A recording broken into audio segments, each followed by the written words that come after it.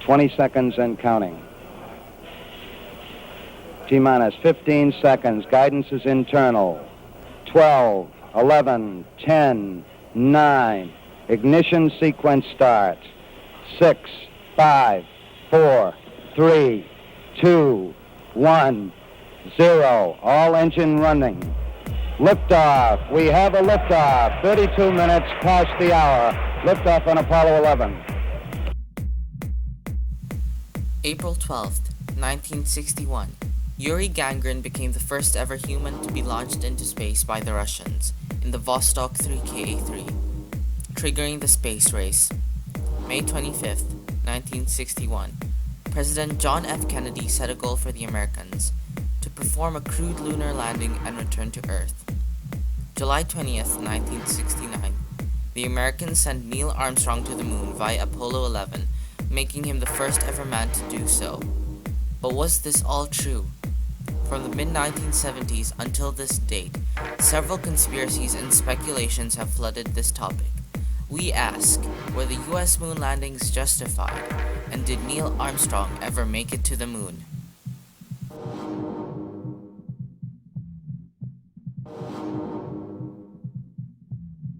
Accompanied by the apparent second man on the moon, Buzz Aldrin and Neil Armstrong allegedly partook in an 8-day mission to the moon and back. Footage and other evidence that was brought back to Earth immediately made some people doubt that the moon landings ever happened. There was some film evidence of Buzz Aldrin planting the American flagpole on the moon. But why was the flag moving? Space is a vacuum, therefore wind cannot be present in this situation. This led people to believe that it wasn't actually shot on the moon, but in a studio in fact. As well as that, there were no blast craters to be seen in pictures taken. Why was that? Blast craters indicate that the lunar module has landed in an area. From this flaw, people were able to gather that Apollo 11 and Neil Armstrong never landed on the moon. And where were all the stars?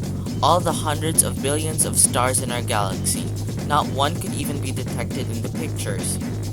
Conspiracy theorists claimed NASA and others knowingly misled the public into believing that the landings did happen by manufacturing and manipulating or destroying evidence, including videos and photos taken on the mission. Although conspiracy theorists have their side to the story, NASA has their own ways to prove the moon landing was not a hoax but in fact a reality. The movement of the flag can easily be explained. It is as the flag is held up by a horizontal bar. That implies that the flag could move randomly when unfurled or when the pole is being fixed into position. And what about the blast crater? The reason why they were not able to be spotted in the pictures was because there's a lack of gravitational pull on the moon, so there would be a lesser chance for blast craters occurring when the module touches down on solid rock.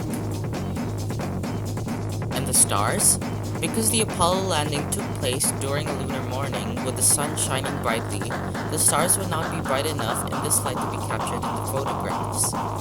Geologists have also confirmed that the Apollo rocks were truly brought back from the moon, and they were not picked up in Antarctica. This is because these rocks have been scorched and oxidized from their entry into the Earth's atmosphere, kind of like asteroids. From interpretation of all the evidence, we believe that the Apollo 11 mission was indeed genuine. This is because every reason conspiracy theorists have provided can be debunked and explained by NASA. Although, this too can be said by theorists in their perspective about NASA's evidence. As well as that, if all the other space flights such as Apollo 12 and 13 were true, why would America lie about Apollo 11? In reality, some things in life are mysteries that can never be solved. That is why we'll never know if the Apollo moon landings were real or not.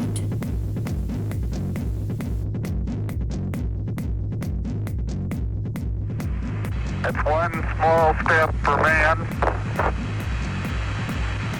one giant leap for mankind. Oh, that looks beautiful, man.